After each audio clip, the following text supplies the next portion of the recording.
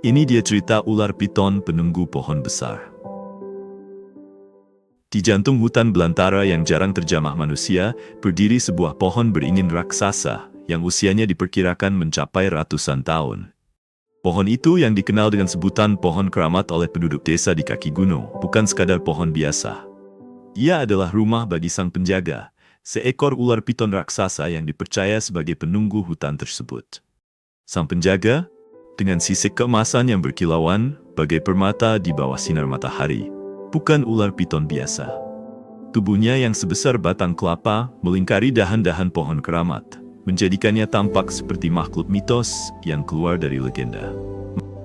Matanya yang tajam mengawasi setiap sudut hutan, seolah mampu melihat menembus kegelapan dan rahasia yang tersembunyi. Penduduk desa percaya bahwa sang penjaga adalah perwujudan dari roh penjaga hutan, yang bertugas menjaga keseimbangan alam dan melindungi mereka dari bahaya. Mereka menghormati sang penjaga dengan tidak berburu atau menebang pohon di sekitar pohon keramat. Setiap tahun mereka mengadakan upacara adat di kaki pohon, memanjatkan doa dan persembahan untuk sang penjaga.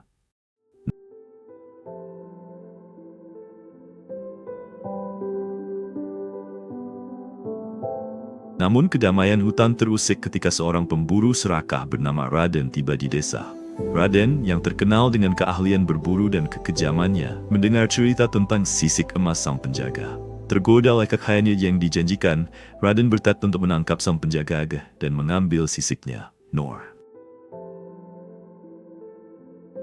Raden memasuki hutan dengan persenjataan lengkap, mengabaikan peringatan penduduk desa.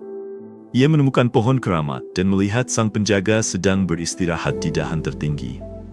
Dengan senapan di tangan, Raden membidik dan menembak. Tembakan itu mengenai sasaran, dan sang penjaga jatuh ke tanah dengan suara menggelegar. Hutan bergetar, dan langit berubah menjadi gelap. Raden, yang dibutakan oleh keserakahan, tidak peduli dengan tanda-tanda alam. Ia mendekati sang penjaga yang terluka dan bersiap untuk mengambil sisik emasnya. Namun, sebelum Raden berhasil menyentuh sisik itu, tanah di bawahnya bergetar hebat. Retakan muncul di tanah, dan dari dalamnya keluar makhluk-makhluk mengerikan, penjaga-penjaga hutan yang marah. Mereka menyerang Raden, menghukumnya atas keserakahan dan ketidakhormatannya terhadap alam. Raden yang ketakutan dan terluka, berhasil melarikan diri dari hutan. Ia kembali ke desa, tetapi penduduk desa menolaknya. Mereka menganggapnya sebagai pembawa malapetaka dan mengusirnya. Raden hidup dalam penyesalan dan ketakutan, dihantui oleh kemarahan penjaga hutan. Sementara itu, sang penjaga, meskipun terluka parah, berhasil pulih dengan bantuan roh hutan. Ia kembali ke pohon keramat, dan hutan kembali damai.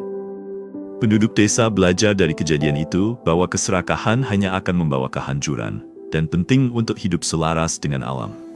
Austria Rijkspoorn sesungguhnya, nomor 3 kelas dengan hutan, Sangka berita jelaskan terus menidil mereka.